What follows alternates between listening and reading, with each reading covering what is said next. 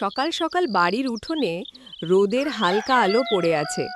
কাঁচা মাটির ঘরের সামনে উঠোনে বসে আছে 10 বছরের মেয়ে রিনি। মুখটা একটু রাগী, কারণ তার মা শিরিন বেগম তার মাথায় নারকেল তেল দিচ্ছে খুব যত্ন করে। তবে মুখে বকা চলছে একই সাথে। শুনছিস রিনি, মাথায় ঠিকমতো তেল দিবি না। দেখ, চুলগুলো কেমন রুক্ষ হয়ে গেছে। মানুষ কি বলবে? মেয়ে মানুষ, চুল যদি ঝাঁকড়া থাকে তাহলে কেমন লাগে? আহ মা, এত তেল দিলে তো মাথা পিচ্ছিল হয়ে যায়। স্কুলে সবাই বলবে তেল বাজরিনি। ওরে বাবারে, তুই যা কস না, তেল দিলে চুল ভালো থাকে, এইটা বুঝবি কবে? মা বকছে আর রিনি মুখ ফুলিয়ে বসে আছে। কিন্তু এই বকা দেওয়াটা কেমন যেন স্নেহে ভরা। যারা দেখবে তাদেরই মনে হবে এই রাগের মধ্যেও কত ভালোবাসা। দূরে রান্নাঘর থেকে ভেসে আসছে ডালের ফুটন্ত গন্ধ। আর পাশে মেটে হাড়িতে বসে আছে রিনির ছোট ভাই রাহাত, মাটির খেলনা গাড়ি নিয়ে খেলা করছে। ঠিক তখনই রিনিদের বাবা কামাল উদ্দিন সকালে গরুকে খড় খাইয়ে এসে উঠোনে দাঁড়ায়। দেখেই হাসি আটকাতে পারে না। কি ব্যাপার, সকাল সকাল মা মেয়ে ঝগড়া শুরু হয়ে গেল নাকি? কি ঝগড়া করছি? আমি আপনার মেয়েরে ঠিকমতো মানুষ বানানোর চেষ্টা করছি, আর আপনি হাসছেন। আচ্ছা আচ্ছা, তোমরা যা করছো করে যাও, আমি একটু চা খাইতে যাই। আর রিনি, তেলটা বেশি করে লাগাস কিন্তু। বাবা, তুমিও শুরু করলে? মুখ আরও ফুলিয়ে ফেলে। পরিবারের এই ছোট ছোট দৃশ্যগুলোতেই যেন সুখের রং।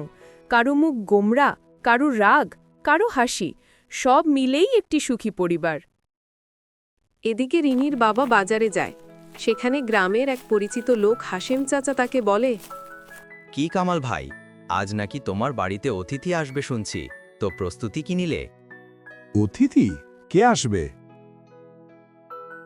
তোমার বেয়াই আসবে, মানে রিনির মামারা আসবে শুনেছি। আসলে ভালোই হবে, বাচ্চারা খুশি হবে। আচ্ছা, আমি এখন উঠি, বাড়িতে এই খবরটা জানাতে হবে।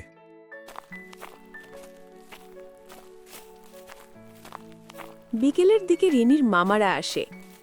ছোট মামার নাম মোশাররফ, একজন হাসি খুশি মানুষ। বড় মামার নাম বশির, গম্ভীর কিন্তু ভীষণ স্নেহশীল। শিরিন তাদের দেখে খুব খুশি হয়। চা নাস্তা পরিবেশন করা হয়। রাহাত মামাদের কোলে লাফায়, আর রিনি স্কুল থেকে ফিরেই গল্প শুরু করে। মামা, আজকে স্কুলে আমরা কবিতা শিখেছি, শুনবে তুমি? শুনবো তো, অবশ্যই শুনবো। বাড়ির পরিবেশ একদম আনন্দে ভরে যায়।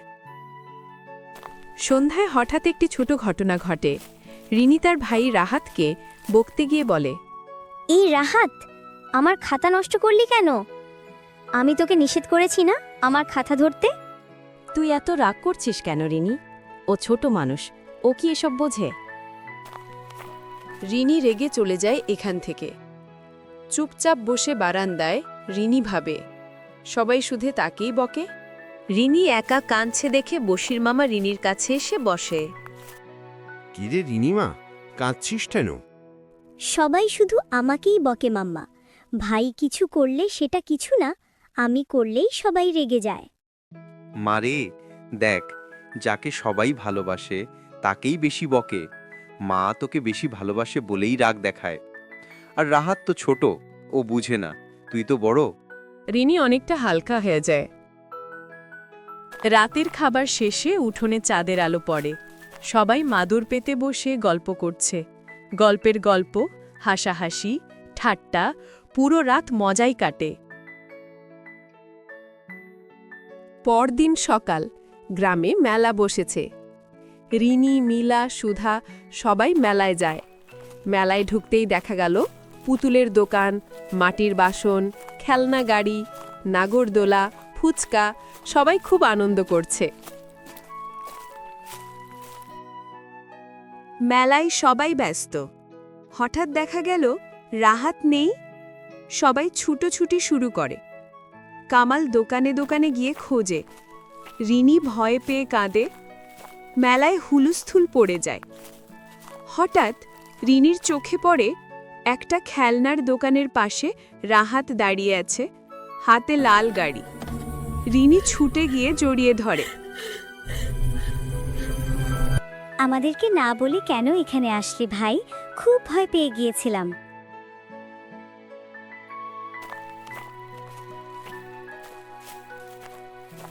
সবার মন শান্ত হয়। মা রাহাতকে বকে, তারপর জড়িয়ে ধরে। এমন মুহূর্তে বোঝা যায় পরিবার মানেই ভালোবাসার ঘর।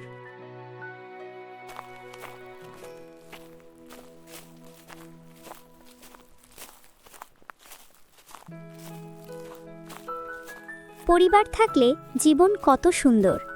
যেদিন ঝগড়া করি সেদিনও শেষে হাসি আসে। যারা ভালোবাসে তারাই বকে, যাদের কাছে আমরা সবচেয়ে আপন। মা, তুমি আমার মাথায় তেল দিলে দিবা, আমি আর তোমাকে বকবো না। আমার লক্ষ্মী মা একটা, তোরা তো আমার প্রাণ সোনা মা। সবাই একসাথে চাঁদের নিচে বসে গল্প করে। এভাবেই প্রতিদিন ছোট ছোট মুহূর্তের মধ্যেই সুখ তৈরি হয়।